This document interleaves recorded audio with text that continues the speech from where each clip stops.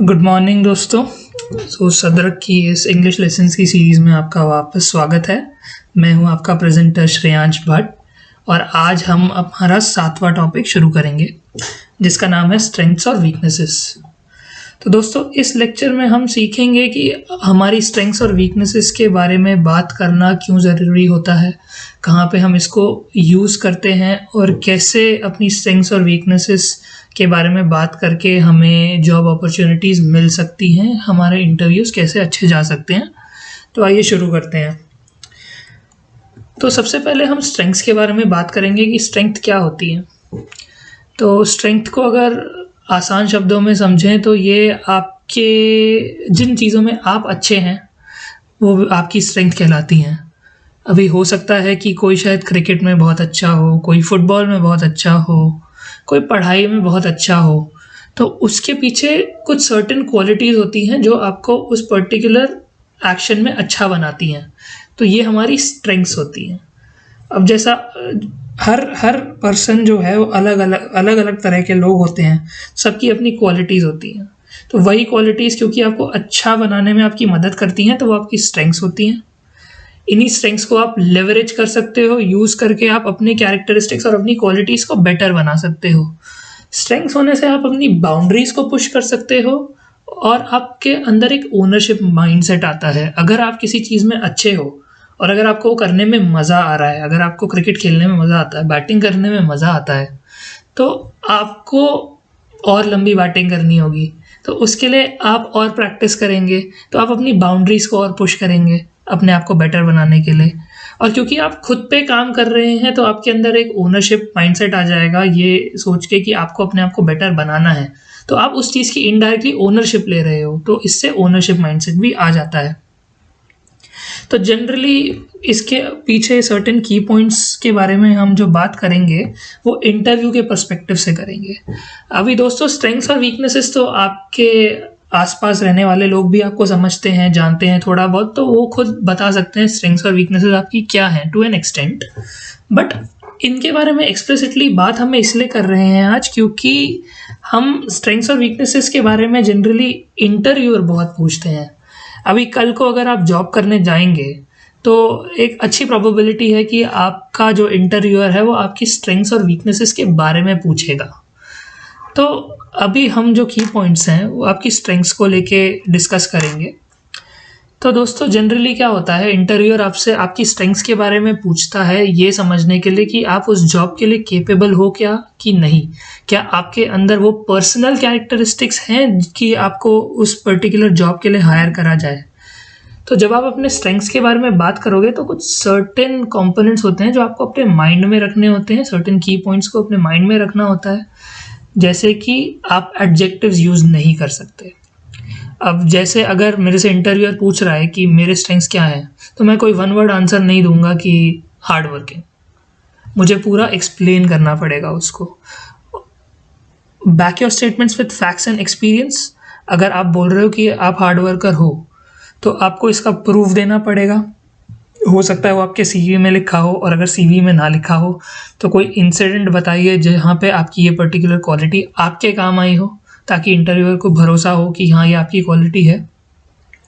और दोस्तों आपको कुछ गैप्स भी होते हैं, वो आपको फिल करने पड़ते हैं। आपके स्ट्रेंथ के अंदर भी हो सकता है कुछ गैप होते हैं जो आपको कोशिश करनी होगी कि आप उसको समझा सके अपने इंटरव्यूअर को। तो एक छोटा सा एग्जाम्पल लेते हैं। जैसे कि इंटरव्यूअर आपके स्ट्रेंथ्स के बारे में पूछ रहा है, तो you will talk about your strengths. आप अपनी स्ट्रेंथ्स के बारे में बात करेंगे। You will say that you are a hard working person, right. तो अभी you are not saying one word में कि हार्ड वर्किंग, आपने बोला कि you are a hard working person. अब आपको अपनी स्टेटमेंट को बैक करना है कि क्यों हो आप हार्ड वर्किंग।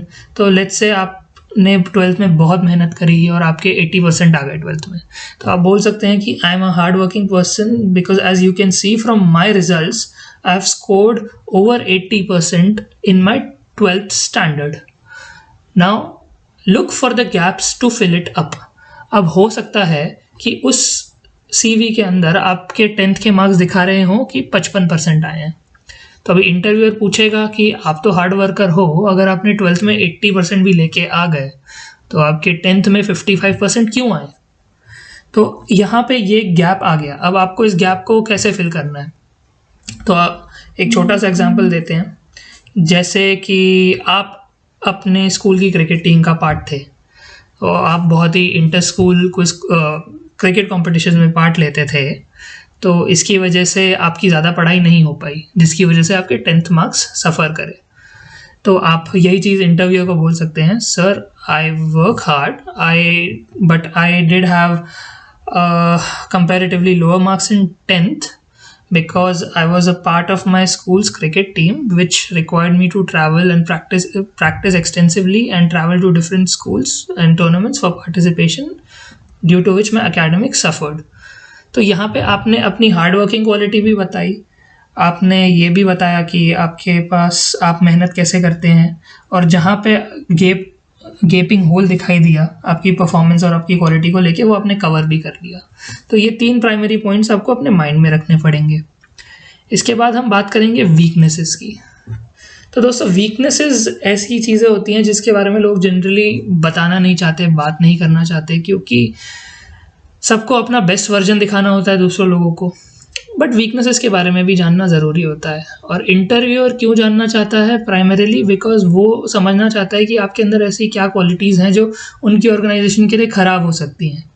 अगर आपके अंदर कोई ऐसा क्वालिटी है जो उनकी ऑर्गेनाइजेशन को सूट नहीं करता, तो आपको हायर नहीं करेंगे। तो यहाँ पे आपको थोड़ा सा ध्यान से अपनी वीकनेसेस के बारे में बात करना होगा। बट वीकनेसेस के बारे में बात करने से क्या बेनिफिट मिलता है, क्या फ़ायदा होता है? तो दोस्तों, वीकनेसेस से आपको एक ग्रेटर सेल्फ अवेयरनेस मिलती है। आप अपने आप को बेटर समझ सकते हैं।